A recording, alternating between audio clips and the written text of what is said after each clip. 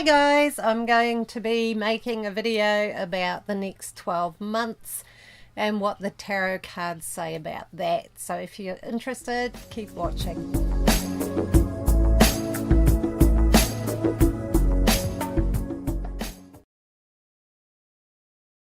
Okay, so Happy New Year for the new year, and I wish you all a healthy and prosperous new year. So what I've done here is a 12-month spread for the coming year of the energies and influences that are going to be prominent each month. So yeah, I will start with January, of course. Whoops. For January, we've got the Ten of Cups, which is all about family and togetherness and sharing and spending time with people. So it's a very close, cozy, kind influence of sharing, caring, spending time with people you care about. So January is actually a wonderful time to do that and to make space in your life for that. If all that you do is work, try and make some time for the people you love, you know. That's what's going to count in the long run. If you ask old people what was important in their lives, most likely they'll say that spending time with their loved ones is what it was. So it's a fantastic time for that. February, we have got Justice, and Justice looks harsh, but it's not really. It can actually be a good energy exchange. It can be time to kind of get some rewards for all your good actions and things you've done in the past. So things are coming full circle and good things are being returned to you. So February is a wonderful influence for that. If it does refer more to justice in your life, it does mean that you will get a just and fair outcome to whatever you're dealing with, whether it's a family conflict, a legal one, or a work one. It's a very good, fair influence for February, stating that justice will be paramount and justice and fairness will win. So that's a really nice one for February. So March, we've got the Page of Wands, which is all about adventure and fun and excitement. So March is a great time to do that, to get out there and explore some places you've never seen before, places you have been excited about, or try a new hobby or interest. Definitely a time for adventure. So March is a great time to get out there and go for it. And depending on which hemisphere you live in, if you're in America, obviously, or in Europe, it'll be spring. Here in New Zealand, it'll be starting to cool down, but it's still really lovely out there. So in all places, it's a wonderful time to get out there and have a great time. So for April, we've got the Six of Cups, more feelings, more water, more of that kind of energy. April is very much about sharing and caring and truth and friendship and kindness, but from the heart. There are no deals with this. There's no underhanded wheeling and dealing. It's actually very much upfront kindness, and that most likely you will have somebody reach out in friendship to you and offer to assist you or support you or be kind to you, and that you can accept that because it is genuine and it is from the heart. It may also indicate that you're doing that for somebody, you know, that you're being kind and loving and supportive to somebody.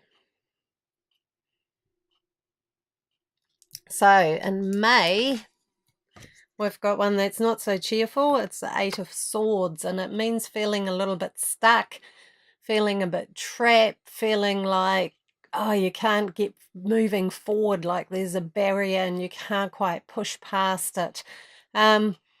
It is actually often in our own minds that we believe we are stuck, and that there are actually answers. We can actually get ourselves unstuck. So look for those solutions. If you're feeling like that in May, like you can't quite get the traction you want in the things you're doing or move forward in a relationship, try and think outside the box, think outside the square, so that, yeah, there are actually other solutions. It's a reminder of that. So if you're feeling stuck, there are actually other solutions. Sometimes if you can't see them, asking a good friend or somebody for another perspective can help, because it does give us a more neutral perspective. So June, we've got the Hermit. I actually quite like this card. A lot of people don't. They feel it's lonely and sad, but the hermit is actually spending some time alone to find his own inner truth, his own inner wisdom, and we all need to do that now and then. And here in New Zealand, June is a month when we have the shortest day and the winter solstice, so it is a very good time for going within, for focusing inside of yourself rather than looking outside. So it's not a bad influence, it's just saying it's a good time to do that, and it will restore and re-energize and make things clear for you in the coming months. Okay, so July, we've got the Ace of Cups, which is wonderful. It indicates a great deal of happiness and joy, and it's all about feeling good, feeling great, having a wonderful time with people, sharing good feelings. It's like, yeah, have a look at the picture. The cup overfloweth. It's just a whole abundance of good feelings and joy there. So that's July. So that's a lovely thing to have happen in July. So go with that influence and do the things that make you feel good. So very happy time. In August, we've got the Three of Pentacles, which is more looking at the material aspects of life. It's looking more at getting things done. It's a time to refocus, and it is a good time to do that because after the winter solstice here in the southern hemisphere, the energy's building again, starting to grow.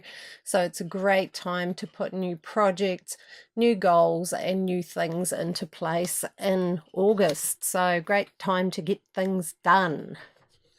September seems to be, yeah, we've got the Five of Cups, which looks very sad, but there are actually still good influences there. Some of the cups are still standing, so it's not all bad news. It just seems to be a time where there's a little bit of sadness around, so it could be a general energy thing where people are feeling a bit sensitive, and I think that's quite likely because this is a general energy reading. So I just feel that people are going to be a little bit sensitive and maybe more easily hurt and feeling a little bit extra sensitive. So nurture yourself, love yourself, do good things for yourself, have a bubble bath. Yeah, spend some time doing things that make you feel good and nurture yourself if you do feel a little bit low. So yeah, that's in September. It's not going to last long either. I just feel it's a sensitive time. There's a lot going on and people are feeling the energies quite intensely. So yeah, don't take it too personally, that one. October. Once again, Six of Pentacles. It's once again about sharing and helping and people connecting with each other and helping each other out. It's a great month for that. October is a time to, yeah, network, support each other, care for each other, and also ask for help if you need it. If you need somebody to help you with something you're struggling to do on your own, or you see somebody struggling, reach out and friendship and unconditionally give or assist this person or accept it from somebody else. Some people aren't very good at accepting help from others, so this is a good time to allow that in because there's some goodness coming into people's lives and some sharing and some kindness. So yeah, that is a really, really great influence. So we've got November here, we've got the Two of Swords. Once again, that seems to be a little bit of a pulling inwards, looking inwards. There's an influence of that in November. The cards look a little bit dramatic, but no, it's about actually choosing to look inwards, spending some time reflecting within and things like that. A little bit of an introspective energy around in general, and yeah, it's okay to do that. Sometimes it's all right to say, no, I don't want to go out. I actually just want to sit here and gaze at my navel and do nothing. So allow yourself that. And the natural cycle of it and the natural energy of it will get you through that very, very quickly. So it's not a long, ongoing thing. And for December 2018, we've got the Seven of Swords, which is a sense of self-protection. Sometimes we need that. December can be chaotic and very, very busy, and people sometimes have to deal with people they don't normally have to deal with, like family members or people they don't actually like spending that much time around if you don't get on that well. So it is a time of doing a little bit of self-protection and also staying out of other people's problems and dramas and conflicts and things like that. December, it's important to step back and take care of your own energy a little bit and not let conflicts, drain you and depress you. So all in all, 2018 looks like a great time to connect with people, to get things done, to have some fun, but a lot of it's about connection and sharing and being true to yourself. My general feeling, and this isn't from the tarot cards, it's kind of what I pick up from the energies that are coming in, is that it is a wonderful time to connect with others, to network, to work together, to get things done that have meaning to us, that have depth, that have purpose. Also, there's a huge push to be true to yourself, to discover what your true passion, what your true purpose is, and to start making some progress in that direction. So for years, you've felt like you've been stuck and you've been wanting to get something going, but the timing was never right. 2018 is the year where the timing will be right. It's a wonderful year for getting things done. It's a very productive, a very clear, but also a very friendly year of connection. And it's also going to show us that we're not an island. Yes, we need time to ourselves. We need to rebalance. And we do need to reflect, but that we achieve more when working with others or doing things with others and connecting with others. That basically more gets done. So it's going to be a pretty amazing, pretty wonderful year, I feel, with quite a different energy to the last 2 or 3 years. So I hope you all enjoy it. And once again, Happy New Year. Have a fabulous time and a wonderful start to 2018. And lots of love. I'll see you in my next video.